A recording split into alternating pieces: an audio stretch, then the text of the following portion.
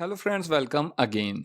मैं हूं अर्पित और आज हमारी बीए थर्ड सेमेस्टर की एंशियंट हिस्ट्री यानी कि प्राचीन इतिहास की क्लास है। पिछले एपिसोड में हमने गुर्जर और प्रतिहार वंश को डिस्कस किया था और मैंने आपसे कहा था कि आज अगली नेक्स्ट क्लास में हम पाल वंश के बारे में बात करेंगे। तो आइए चलिए शुरू करते हैं और देखते हैं हमारा पहला क्वेश्चन। अगर आप इस वीडियो के सभी क्वेश्चंस को देख लेते हैं, इस वीडियो को पूरा देख लेते हैं, तो आपको पाल वंश के बारे में और कुछ भी अलग से पढ़ने की ज़रूरत नहीं है। तो देखिए हमारा पहला क्वेश्चन क्या है कि पाल कौन थे। पाल साम्राज्य की स्थापना गोपाल ने संभवतः 750 ईस्वी में की थी। पाल वंश का शासन 8वीं से 12वीं शताब्दी तक रहा। भाषा संस्कृत, प्राकृत और पाली थी, यानी कि पाल वंश जो था इसमें 3 भाषाओं का इस्तेमाल किया जाता था, संस्कृत, प्राकृत और पाली। पाल एक संस्कृत शब्द है जिसका अर्थ है रक्षक। इसे सम्राटों के नाम के साथ जोड़ा गया जिससे साम्राज्य का नाम पाल हो गया। पाल महायान बौद्ध धर्म के कट्टर समर्थक थे। ये याद रखने वाली बात है कि वो बौद्ध धर्म की महायान शाखा के समर्थक थे और उनके शासनकाल में विभिन्न महाविहार, स्तूप, चैत्य, मंदिर और किले बनाए गए। अब हमारा दूसरा क्वेश्चन है कि पाल वंश के प्रमुख शासक कौन थे। तो इसमें से पहले थे गोपाल, जिन्होंने 750 से 770 ईस्वी तक शासन किया। पाल वंश के स्थापना गोपाल ने की थी। ये बहुत पूछा जाता है कि पाल वंश का संस्थापक कौन था, तो गोपाल थे। इन्होंने इस वंश की स्थापना की थी, जो राज्य के पहले सम्राट भी ये थे।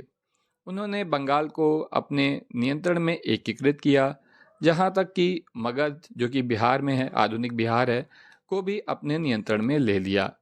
बिहार के ओदंतपुरी में मठ की स्थापना गोपाल ने की थी। धर्म परिवर्तन के बाद उन्होंने बंगाल का पहला बौद्ध सम्राट माना गया। उनके शासनकाल में कन्नौज और उत्तर भारत पर नियंत्रण के लिए पालों, प्रतिहारों और राष्ट्रकूटों के बीच त्रिपक्षीय संघर्ष द्वारा चिन्हित किया गया, यानी कि इन तीनों के बीच में संघर्ष चलने लगा इसी समय से। तो गोपाल के बाद आते हैं धर्मपाल, जो कि 770 से 810 ईस्वी तक ये शासक रहे। तो लगभग 770 ईस्वी में धर्मपाल गोपाल के बाद शासक बना। धर्मपाल पाल साम्राज्य का दूसरा शासक था। वो गोपाल का बेटा था, उसका पुत्र था और उसने प्रतिहारों और राष्ट्रकूटों के खिलाफ कई लड़ाइयाँ लड़ी। धर्मपाल ने कन्नौज पर अधिकार कर लिया और एक भव्य दरबार आयोजित किया। उसने परम भट्टारक परमेश्वर और महाराजा धीराज सहित इस अवधि की सबसे बड़ी शाही उपाधियां धारण करी। इसके बाद है देवपाल, जो कि 810 से 850 ईस्वी तक इसने शासन किया। देवपाल राष्ट्रकूट वंश की राजकुमारी धर्मपाल और रत्ना देवी के पुत्र थे। देवपाल ने असम, ओडिशा और कामरूप के राज्यों सहित पूर्वी भारत में साम्राज्य विस्तार किया था।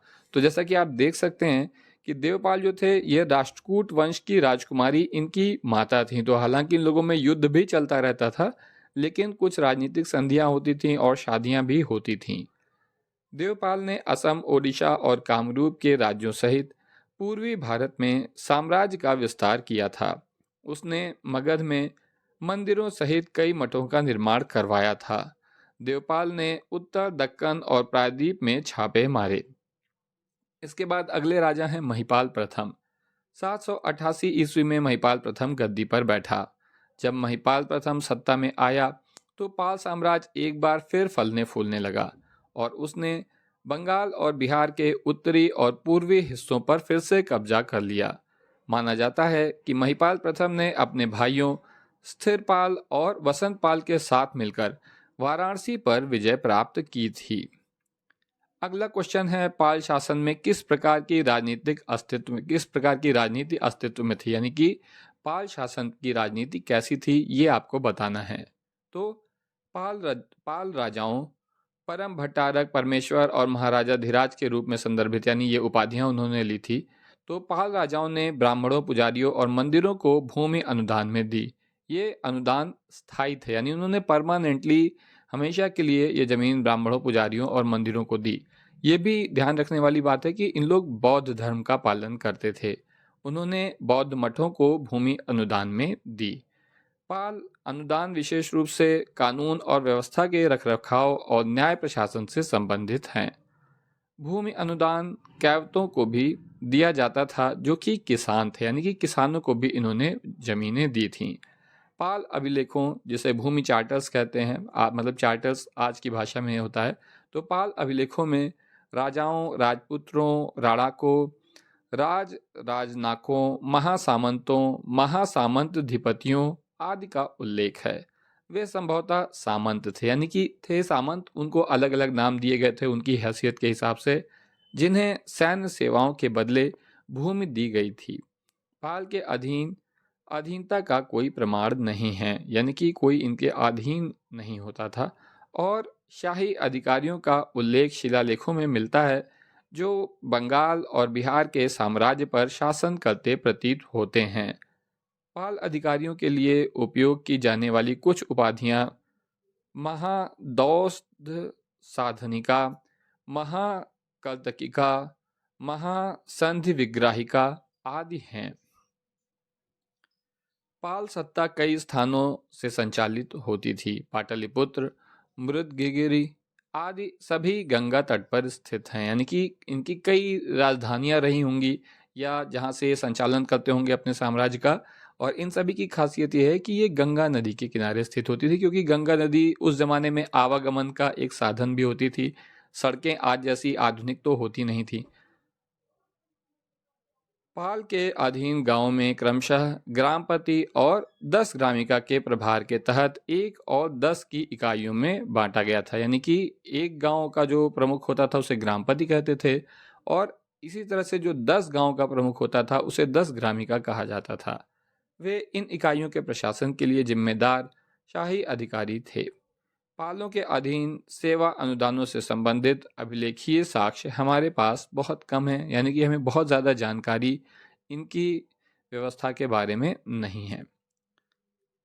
इसके बाद आ रहा है अगला क्वेश्चन है हमारा कि पाल के शासनकाल में किस प्रकार की कला और वास्तुकला का विकास हुआ। तो देखते हैं। पाल के शासनकाल के दौरान बंगाल और बिहार के भारतीय राज्यों में कला और वास्तुकला का विकास हुआ। पाल राजवंश ने कला और वास्तुकला के क्षेत्र में पाल मूर्तिकला नामक विशिष्ट कला विकसित हुई। तो देखिए, पाल मूर्तिकला पर एक संक्षिप्त टिप्पणी लिखने को भी एग्जाम में आ सकता है। उस समय की कला और वास्तुकला में बंगाली समाज के कई क्षेत्रीय पहलू पाए जा सकते हैं। तो अगर पाल मूर्तिकला पर टिप्पणी लिखने को आएगा तो आपको यही बताना है कि जो है एक ये विशिष्ट मूर्तिकला पालों के समय में जो है यहाँ पर विकसित हुई थी। पाल राजवंश की कला और स्थापत्य कला में टेराकोटा मूर्तिकला और चित्रकला को महत्व दिया गया था। पहाड़पुर में धर्मपाल सोमपुरा महाविहार का निर्माण पाल वंश के बेहतरीन वास्तुशिल्प में से एक है। महान मठ, जिसे सोमपुरा महावीर के नाम से भी जाना जाता है, 12वीं शताब्दी तक एक प्रसिद्ध बौद्धिक केंद्र था। विक्रमशिला विहार, ओदंतपुरी विहार और जगद्दल विहार सभी में विशाल निर्माण हैं, जिन्हें पाल की कला का काम माना जाता है। पाल राजवंश कला और वास्तुकला की अमूल्य कृतियां बांग्लादेश और पश्चिम बंगाल के संग्रहालयों में प्रदर्शित हैं, जो काफ़ी महत्वपूर्ण हैं। इस अवधि के दौरान उत्तम नक्काशी और कांस्य की मूर्तियां फली फूली। स्थापत्य विस्तार के उन्नत स्तर पर विभिन्न बौद्ध विहारों का उदय हुआ। टेराकोटा से सजीले पट्टिका पाल काल की कलात्मक प्रतिभा का एक और उदाहरण है। इन पट्टिकाओं का उपयोग दीवार की सतह की सजावट के रूप में किया जाता है और बंगाल के कलाकारों द्वारा एक विशिष्ट तरह के कार्य के रूप में पहचाना जाता है। तो दोस्तों, ये था पाल वंश। और अगले क्लास में, यानी कि नेक्स्ट क्लास में, जो हम लोग बात कर रहे थे कि त्रिपक्षीय संघर्ष जो हो रहा था पालों, गुर्जर प्रतिहार और राष्ट्रकूटों के बीच में, उसके बारे में हम बात करेंगे। तो आज के लिए बस इतना ही। Thank you.